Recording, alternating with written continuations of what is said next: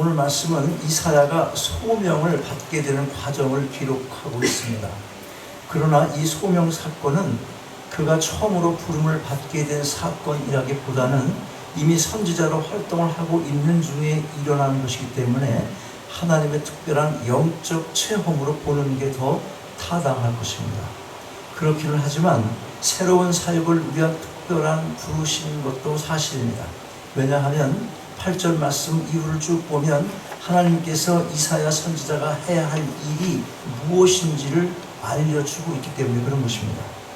우리가 신앙생활을 하면서 자주 듣게 되는 이야기들 중에 소명에 관한 이야기가 많이 있습니다. 사실 예수 그리스도를 구원자로 받아들이고 또 그분을 자신의 인생의 주인으로 모신 모든 성도는 이미 소명을 받은 자들입니다. 즉 하나님의 백성된 자로서의 삶을 살아가도록 부름을 받았다는 의미에서 모두가 가지고 있는 소명인 것입니다. 그런데 우리가 좀 더 생각할 것이 있습니다. 한 나라의 국민이나 시민은 누구나 다 자신이 속한 국가에 대한 기본적인 의무를 가지고 살아갑니다. 그러나 국가를 위한 의무를 이해하는 가운데 특별한 일에 부름을 받게 되기도 하는 것입니다. 하나님 나라를 이루어가는 데도 마찬가지입니다. 그래서 모두가 같은 일을 하게 되지는 않습니다. 가령 선교를 한다고 하더라도 모두가 다 같은 방법으로 하는 건 아니라는 것입니다. 어떤 사람은 파송을 받아서 바다를 건너 선교지로 나가서 실제적인 사역을 하는 사람이 있는가 하면 우리는 또 재정적으로도 후원하고 기도로서 같이 합력해서 선교를 이루어 나간다는 겁니다. 각각 맡은 바 소명이 다르다. 그걸 말씀드리는 거예요. 그래서 우리가 소명을 말하고 사명을 말하는 겁니다. 소명과 사명이라는 말을 크게 보면 같은 의미로 볼 수 있지만 굳이 구분하자면 소명은 하나님으로부터 받았다는 의미가 강하고 사명은 자신이 감당해야 할 일에 더 초점을 두는 것으로 이해할 수 있는 것입니다. 이 시간에는 그냥 같은 의미로 이해해서 들으셔도 돼요. 자, 그러면 어떻게 자신의 소명이 무엇인지를 알 수 있겠습니까? 자, 첫째로 하나님을 바라봐야 합니다. 1절 말씀 같이 읽겠습니다. 1절 말씀 시작, 큰 소리로 시작. 우시야 왕이 죽던 해에 내가 먼저 주께서 높이 들린 보좌에 앉으셨는데 그 옷자락은 수금전에 가득하였고. 이사야가 하나님을 본 때가 언제라고 합니까? 1절 말씀 보니까 우시야 왕이 죽던 해입니다. 자, 우시야 왕이 누굽니까? 우시야 왕은 유다의 제10대 왕으로 기원전 791년부터 739년까지 약 52년간을 통치했습니다. 그는 군비를 증강하고 변방을 탄탄하게 해서 국력을 크게 증강시키는 등 비교적 나라를 잘 다스렸던 왕입니다. 그런데 우상 숭배의 본거지인 산당을 없애지를 않았습니다. 그리고 통치 말기를 보면 제사장의 충고를 듣지 않고 자기가 교만해져 가지고 스스로 분양을 하다가 하나님의 징계를 받아서 무슨 병 걸렸어요? 문둥병이 걸리고 말았습니다. 죽을 때까지 그 병 치료하지 못했어요. 여기서 우리가 주목할 것은 이와 같은 우시야 왕이 죽은 해에 이사야가 하나님을 보았다는 것입니다. 무슨 의미겠습니까? 우시야 왕이, 잘 들으세요. 우시야 왕이 나라를 다스리는 동안엔 이사야 선지자가 의식적으로 하나님을 바라보지 않았다는 것을 우리가 알 수가 있습니다. 즉 우시야 왕이 잘 나갈 때 이사야는 우시야 왕이 가지고 있었던 힘과 능력을 의지하고 하나님보다는 그를 더 바라보았다는 것입니다. 누구를 더 바라보았다는 거예요 지금? 우시야 왕을. 누가? 이사야가. 그렇다고 해서 이사야가 하나님으로부터 떠났다는 것이 아니라 지금 눈에 당장 보이는 우시야 왕이 더 크게 마음속에 자리를 잡고 있었던 것입니다. 그러던 중 자신이 바라보던 왕이 하나님의 징계를 받아 죽을 때까지 문둥이로, 그것도 하나님의 전에서 별궁으로 쫓겨나는 그런 비참한 상황 가운데 이제 우시아 왕이 세상을 떠나고 나서야 정신이 들은 것입니다. 무슨 메시지를 지금 주고 있는 것입니까? 여러분이 바라보는 우시아 왕은 어떤 것입니까? 이 세상에서 무엇을 바라보고 있냐는 겁니다. 우리가 하나님 안 믿는다고 말할 사람이 여기 어디 있습니까? 다 믿는 거예요. 그렇죠. 하나님 바라보아야죠. 그렇게 말을 하고 고백도 하지만 실제 내 마음속에 한켠에는 더 큰 그런 범위를 차지하면서 그런 무게로, 그런 가치로 세상 것에 빼앗기고 있다는 것, 그걸 우리가 깨달을 수 있어야 되는 것입니다. 여러분, 의식적이건 무의식적이건 하나님보다 더 믿고 의지하는 그 무엇이 내 마음속에 자리 잡고 있다면 인간은 누구나 간절하게 하나님을 바라볼 이유가 없게 되는 것입니다. 우리가 다 한두 번쯤은 들어봤을 만한 간증 내용이 있습니다. 자신이 가지고 있는 것, 그게 물질이든 건강이든 인생에 있어서 가장 중요하게 여기며 살아오던 그 무엇이 다 사라지고 나서야 하나님을 만나게 되었다는 그런 내용입니다. 얻어 터지고 믿게 됐습니다. 그런 내용 많이 듣지 않습니까? 여러분, 믿는 자는 누구나 이 땅을 살아가는 동안 감당해야 할 사명을 가지고 있습니다. 그 사명을 발견하고 그 일을 충성토록 감당하며 한평생을 살아간다는 것, 하나님의 백성으로 이 이상의 복된 삶은 있을 수가 없습니다. 그러므로 여러분 각자에게 주어진 그 부르심의 사명이 무엇인지를 발견해야 할 것입니다. 그 사명을 감당할 때 무엇과도 바꿀 수 없는 하늘의 기쁨을 맛볼 수 있게 되는 것입니다. 아직도 버리지 못하는 세상에 그 무엇이 여러분 마음속에 자리하고 있다면 그게 무엇이든 다 내려놓으시고 하나님을 먼저 바라보시기 바랍니다. 두 번째로 자신을 바라봐야 합니다. 종교개혁자 칼빈은 그의 기독교 강요에서 인간을 알려면 먼저 하나님을 알아야 한다, 그렇게 말하고 있습니다. 사실 인간은 누구나 스스로 자신의 존재적 위치가 어떤 것인지를 알 수가 없습니다. 먼저 인간을 창조하신 하나님이 누구신가를 알 때 비로소 내 자신의 존재를 알 수 있게 되는 것입니다. 자, 그러면 이사야가 본 하나님이 어떤 분이십니까? 여러분이 이제 하나님을 바라보기로 결단했어요. 자, 그러면 그 하나님이 어떤 분이십니까? 1절 중간 이후에 뭐라고 합니까?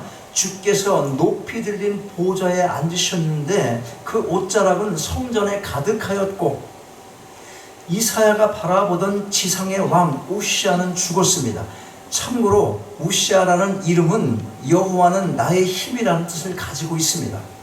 실제로 우시아는 그의 선한 통치 기간 동안엔 자신의 이름에 걸맞게 힘이 있는 지도력을 가지고 있었습니다. 그래서 이사야도 그를 바라보며 의지했던 것입니다. 이게 인간의 한계입니다. 그러나 그가 바라보았던 우시아 왕은 죽고 주님이 하늘 보좌에 앉아 계신 겁니다. 그러면 우시아가 죽었기 때문에 주님께서 그 보좌에 앉아 계신 것입니까? 무엇입니까? 그게 아니라 그 자리가 원래 주님께서 앉아 계시는 자리입니다. 우시아가 죽고 나서야 이사야가 이제 정신을 차리고 주님을 본 것입니다. 하나님은 항상 여러분과 함께 하시고 여러분에게 말씀하시고 여러분의 인생의 길을 인도하고 계시는 겁니다. 그런데 여러분들이 딴 데 마음이 쏘여 있으면 그 가까이에 계시는 주님을 바라보지 못하고 세미한 음성을 듣지 못하는 것입니다. 세상의 소리에 내가 다 빼앗기고, 그러면 그 세상의 마음 빼앗긴 자리에 하나님의 음성이 들어올 자리가 없어요. 예수 그리스도는 높은 보좌에 늘 앉아 계시는데 우시아 때문에 우시아 바라보고 거기에 마음 뺏고 그거에 신경 쓰다가 결국 그 왕이 죽고 나서 정신 차린 거예요. 그래서 바라본 겁니다. 그때서나. 그분이 어떤 분인지를 1절 중반 이후부터 쭉 묘사를 하고 있어요. 그 옷자락은 성전에 가득하였고, 자, 계속해서 2절과 3절 말씀 같이 읽겠습니다. 큰 소리로 2절 3절 시작. 스랍들은 모여 섰는데 각기 6날개가 있어 그 둘루는 그 얼굴을 가리었고 그 둘루는 그 발을 가리었고 그 둘루는 날며 서로 창화하여 가로되 거룩하다 거룩하다 만군의 여호와여 그 영광이 온 땅에 충만하도다. 세상의 모든 왕권을 초월해서 다스리시는 하나님의 왕적 권위와 또 그 위엄과 영광을 나타내고 있는 모습을 묘사하고 있습니다. 여기서 우리가 주목할 것은 하나님의 거룩성입니다. 거룩하다, 거룩하다, 거룩하다. 몇 번입니까? 3번 나왔어요. 스랍들이 크게 하나님의 거룩성을 3번이나 외친 것입니다. 3번이란 이 말은 최상국을 표현하는 히브리적 숫자 개념이기도 하지만 성부, 성자, 성령의 삼위일체를 찬양하는 노래이기도 한 것입니다. 그래서 이제 음악학자들이 말할 때 우리가 이것을 삼성송이다 그렇게 말하기도 합니다. 우리가 사용하는 찬송가 집에도 있습니다. 거룩, 거룩, 거룩 있잖아요. 하나님은 인간을 만드신 목적을 분명하게 말씀해 주십니다. 이사야 43장 1절에 보면 이렇게 기록합니다. 이 백성은 내가 나를 위하여 지었나니 나의 찬송을 부르게 하려 함이라. 이 노래 아세요? 혹시 거룩 거룩 거룩 가사 아세요? 그 정도 알겠지? 한번 해봐요 같이. 거룩 거룩 거룩 전능하신 주님 이른 아침 우리 주를 찬송합니다. 거룩 거룩 거룩 거룩 거룩 자비하신 주님 자비하신 주 성삼위일체 우리 주로다. 자, 이제 스랩들의 찬양 받으신 하나님께서 어떻게 응답하십니까? 4절 보겠어요. 4절 이같이 창화하는 자의 소리로 인하여 이렇게 말씀해요. 여기서 창화라는 말은 서로 큰 소리로 노래를 부르다 혹은 외치다 라는 뜻입니다. 스랍들이 하나님의 거룩하심을 큰 소리로 찬양하며 하나님께 영광을 돌리니 하나님께서 그 영광을 받으시고 응답을 하십니다. 4절 계속 보겠어요. 문지방의 터가 요동하며 집에 연기가 충만한지라. 하나님께서 자신의 거룩함과 영광의 위엄 있는 모습으로 현현하신 것입니다. 찬송을 받으신 하나님께서 응답을 하시는 거예요. 반응을 하시는 것입니다. 찬양을 받으셨다는 겁니다. 하나님께서 우리에게 이런 모습으로 나타내고 계시면 우리가 어떻게 반응을 할 것 같습니까? 하나님, 그러니까 막 달려가가지고 하나님 품에 안길 것 같습니까? 그렇게 될 정신이 있을 것 같습니까? 그렇게도 기다리던 주님 얼마나 보고 싶었는지 몰라요. 그러면서 가서 달려가서 안겨야지 그러고 싶은 생각조차도 들 수 없는 하나님의 거룩과 위엄과 그분의 영광 앞에 그냥 엎드려서 아무 말도 못하고 경외감을 갖는 두려움에 떨게 될 것입니다. 본성상 타락한 죄인이기 때문에 그런 것입니다. 오늘 이사야도 그런 반응을 보입니다. 화로다 나로 망하게 되었도다. 이사야가 누굽니까? 선지자잖아. 선지자. 그 거룩한 삶을 살았다고 우리가 본을 받으라고 하는 그런 선지자잖아요. 그런데 화로다 나로 망하게 되었도다. 그게 그 입에서 나오는 고백인 것입니다. 거룩하신 하나님 앞에 똑바로 설 수 있는 인간은 이 세상에 아무도 없습니다. 하나님께서 긍휼을 베푸시고 우리의 죄를 덮어주시지 않는다면 누구나 다 망하고 마는 것입니다. 죄의 싹이 뭡니까? 사망입니다. 그래서 죄인이 할 수 있는 말이 이것입니다. 화로다 나여 망하게 되었도다. 그러면서 이사야가 이렇게 고백을 합니다. 나는 입술이 부정한 사람이요 입술이 부정한 백성 중에 거하면서 만군의 여호와이신 왕을 배웠음이로다. 선지자 이사야는 하나님의 현현을 보았습니다. 보고 그분이 어떤 분이신지를 알았습니다. 그리고 이제 자신이 어떤 존재인지를 알게 되었던 것입니다. 여러분, 하나님 앞에 내가 어떤 존재인지를 알게 되는 것, 이걸 깨닫게 되는 것 참으로 중요합니다. 세상에서의 출세나 성공이나 명예나 그게 중요한 게 아닙니다. 하나님 앞에서 정말 나는 죄인이구나, 그걸 알아야 하는 것입니다. 그저 하나님 앞에 엎드려 은혜를 구할 수밖에 없는 죄인인 것을 분명히 깨달아야 하는 것, 그게 얼마나 중요한지 모릅니다. 그리고 그런 진실한 고백과 그에 합당한 자세를 보일 때 하나님은 우리에게 자비와 은혜를 베푸시고 모든 죄를 용서해 주시는 것입니다. 이사야 선지자가 용서를 받습니다. 6절과 7절 보겠어요. 6절과 7절 큰 소리로 같이 읽습니다. 시작. 때에 그 스라벨 하가 화자로 단에서 취한 바 핀 숯을 손에 가지고 내게로 날아와서 그것을 내 입에 대며 가로되 보라 이것이 네 입에 닿았으니 네 악이 제하여졌고 네 죄가 사하여졌느니라 하더라. 여러분, 우리가 반드시 알 것은 회개 없는 용서는 없다 하는 것입니다. 그런데 우리가 신앙생활 하다 보면 우리는 이미 주님의 십자가의 보혈로 모든 죄를 용서받았다는 말을 듣기도 하고 또 하기도 합니다. 맞는 말이기도 하고 틀린 말이기도 합니다. 신약 이후 사망으로 인도하는 원죄는 맨 처음 우리가 예수 그리스도를 진실로 믿고 고백했을 때 용서받은 거, 그거 맞습니다. 그때 용서받은 거 맞습니다.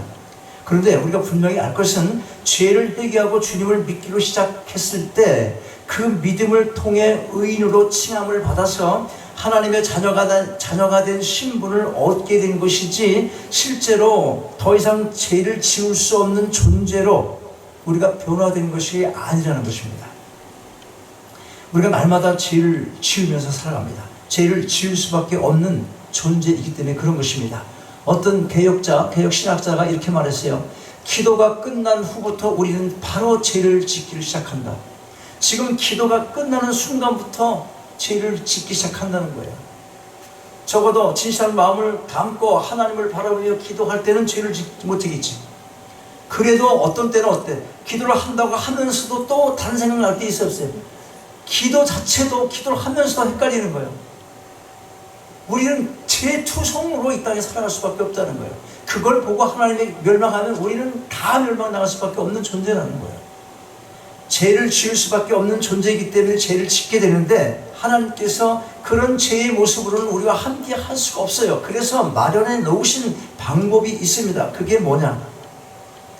죄를 용서받을 수 있는 방법, 요한 1서에 보면 만일 8절, 요한에서 8절을 보면 만일 우리가 죄 없다 하면 스스로 속이고 또 진리가 우리 속에 있지 아니할 것이요. 이 말은 누구나 다 죄를 짓는다는 말씀이잖아요. 그리고 그 다음 9절을 보면 이렇게 말씀해요. 만일 우리가 우리 죄를 자백하면 저는 미쁘시고 의로우사 우리 죄를 사하시며 모든 불의에서 우리를 깨끗게 하실 것이요.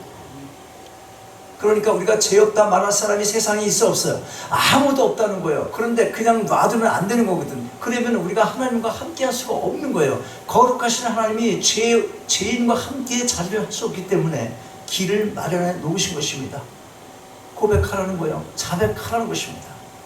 구약이나 신약이나 인간은 누구라도 거룩하신 하나님 앞에 죄가 있는 상태로 나갈 수가 없어요. 그래서 하나님께서 일상의 삶에서 짓게 되는 모든 죄를 깨끗하게 시습을 받을 수 있는 길을 만들어 놓으신 것입니다. 구약에서는 제사 제도를, 신약 이후에는 하나님 앞에 나아가 지은 죄를 자백하며 용서를 구하는 것입니다. 우리가 다 이런 은혜 아래 있는 자들인 것입니다. 자, 정리합니다. 여러분, 하나님 나라 백성으로 우리가 이 땅을 살아가는 동안 각자마다에게 주어진 분명한 부르심의 사명이 있습니다. 그 소명, 그 사명을 발견하고 충성토록 감당해 나가는 삶이야말로 그 자체가 하나님의 기쁨이고 영광이 되는 것입니다. 그런데 그런 소명을 위한 부르심의 소리는 세상 사람들의 달콤한 소리가 아닙니다. 내가 좋아하는 내 마음이 원하는 소리가 아닙니다. 특별한 경우 하나님의 사람을 통해 부르심이 있을 수도 있을 것입니다. 그러나 하나님의 거룩하심 앞에 내가 깨끗한 심령으로 엎드릴 때 오직 하나님께로부터 받는 그 소명만큼 분명하고 확실한 것은 없는 것입니다. 자, 이제 하나님께서 이 사회를 부르십니다. 8절입니다. 8절 같이 한번 보겠어요. 8절 시작. 내가 또 주의 목소리를 들은즉 이르시되 내가 누구를 보내며 누가 우리를 위하여 갈고. 자, 그 다음에 이거 하나님께서 이렇게 말씀하시니까 이게 소명이죠. 부르시는 것입니다. 그때 이 소명 앞에 이사야가 답을 합니다. 이걸 큰 소리로 정말 읽으시고 내 소명에 응답하는 반응으로 삼으시기 바랍니다. 시작. 그때에 내가 여기 있나이다. 나를 보내소서.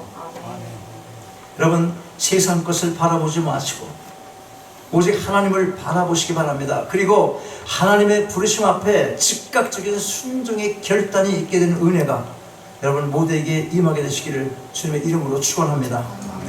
아버지 하나님, 하나님의 백성된 신분으로 이 땅을 살아가되 저마다의 부르심의 사명이 있음을 배웠사오니 그 사명이 무엇인지를 바로 깨달아 알기를 원합니다. 세상의 소리가 아니라, 내가 좋아하는 소리가 아니라 하나님의 부르심의 소리를 들을 수 있는 길을 열어 주옵소서.